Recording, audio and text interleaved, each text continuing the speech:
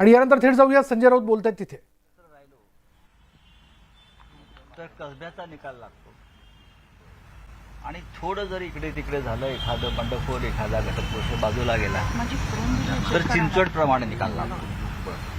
हा दोन्ही मतदारसंघातल्या मतदारांनी दिलेला हा धडा आहे. नक्कीच कसब्याचा निकाल हा या महाराष्ट्र राज्याच्या भविष्यासाठी, राजकीय भविष्यासाठी एक मार्गदर्शक आहे. आणि 2024 पर्यंत महाविकास आघाडीनं मजबूतीने एकत्रितपणे काम केलं तर ही एकजूट दाखवली तर 2024 साली विधानसभेत महाविकास आघाडीच्या 200 पेक्षा जास्त जागा निवडून येतील हे मी आता खात्रीनं सांगतो. आणि लोकसभेला किमान 40 जागा आम्ही जिंकू.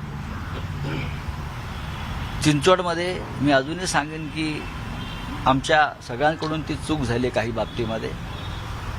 चिंचवडचा विजय हा भारतीय जनता पक्षाचा विजय आहे हे कोणीच मानणार नाही. चिंचवडमध्ये अनेक वर्ष एक जगताप पॅटर्न चालतो तर जगताप पॅटर्नचा हा विजय आहे. जर उमेदवार निवडताना अधिक काळजी आम्ही घेतली असती किंवा बंडखोर जे आहेत कलाटे त्यांना आम्ही माघार घ्यायला लावू शकत असतो तर नक्कीच निकाल तिथे वेगळा लागला असता. सत्तेचा वापर कशा पद्धतीने होऊ शकतं याचं दर्शन पुणेकरांना या निवडणुकीत घडलं. हो, पण सत्तेचं दर्शन, प्रदर्शन, विकृती हे सगळं होऊन सुद्धा कसब्यातल्या किंवा पुण्यातल्या सुजाण मतदारांनी सत्ताधाऱ्यांना जी चपराक दिली आहे त्यापासून त्यांनी धडा घेतला पाहिजे. पुणेकरांना विकत घेण्याचा प्रयत्न झाला आणि पुणेकर तर आमिषाला बळी पडले नाहीत, त्याबद्दल पुणेकर अभिनंदनास पात्र आहेत. कसब्यामध्ये घराघरात पैशाची पाकिटं फेकण्यात आली.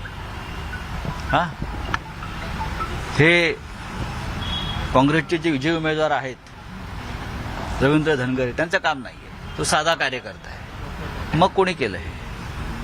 आणि तरीसुद्धा लोकांनी ही धनशक्ती लाथाडली या राज्यकर्त्यांची. मुख्यमंत्री, गृहमंत्री असलेले उपमुख्यमंत्री, त्यांचं कॅबिनेट एका कसब्यामध्ये म्हणून रोज मंत्रिमंडळाच्या बैठका घेत बसलं होतं. जनतेनं ते सुद्धा नाकारलं आणि तुम्हाला म्हटलं ही सुरुवात आहे. कसबा तो झाकी है, महाराष्ट्र अभी बाकी है, ही जी घोषणा महाराष्ट्रात सध्या चालते आहे त्याची सुरुवात आहे. छापी बघायला मिळणार का? कारण नाना पटोले असं म्हणतात की आम्ही पुढच्या निवडणुकांमध्ये आमची म्हणजे स्थानिक स्वराज्य संस्थांमध्ये खास करून एकला चलवरीची भूमिका आहे. म्हणजे लोकसभा स्थानिक स्वराज्य संस्थांचा विषय हा स्थानिक पातळीवर घेतला जातो आणि मी नाना पटोले यांच्याशी सहमत आहे की तरी आम्ही एकत्र बसू जिथे शक्य आहे. ग्रामपंचायती, पंचायती, जिल्हा परिषदा हा वेगळा विषय आहे. आम्ही आज चर्चा करतोय विधानसभा लोकसभेची. हक्कभंगाच्या नोटिशीवरती काय तुमचं आता कारण ते अजूनपर्यंत काय तुम्ही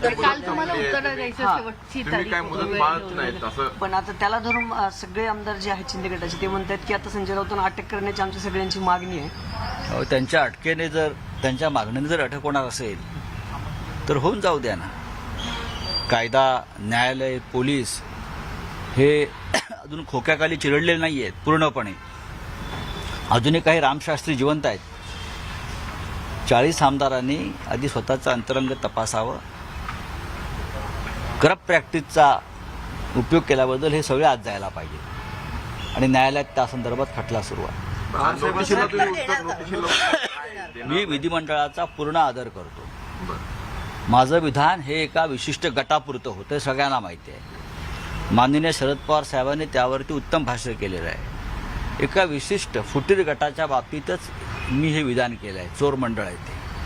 विधिमंडळाला, संसदेला अशा प्रकारच्या भाषेमध्ये बोलणारा मी माणूस नाही, कारण मी त्या सभागृहाचा सदस्य आहे. मला माहिती आहे कायदा, संविधान, घटना, नियम. त्याच्यामुळे मी आता दौऱ्यावर आहे. मी आता पुण्यापर्यंत पोहोचलो आहे. ती नोटीस मला वाचावी लागेल.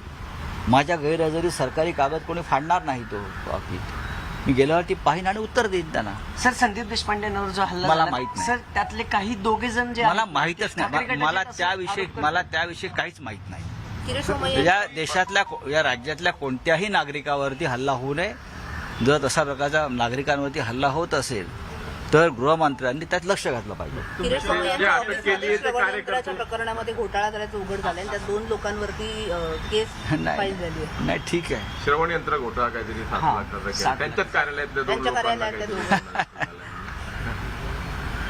काय त्याच्यावरती बोलणार, वेगवेगळी बोलेन ना. चला धन्यवाद. संजय राऊतांनी पुन्हा एकदा माध्यमांच्या वेगवेगळ्या प्रश्नांना घेऊन भाष्य केलेलं आहे. माध्यमांशी ते बोलत होते.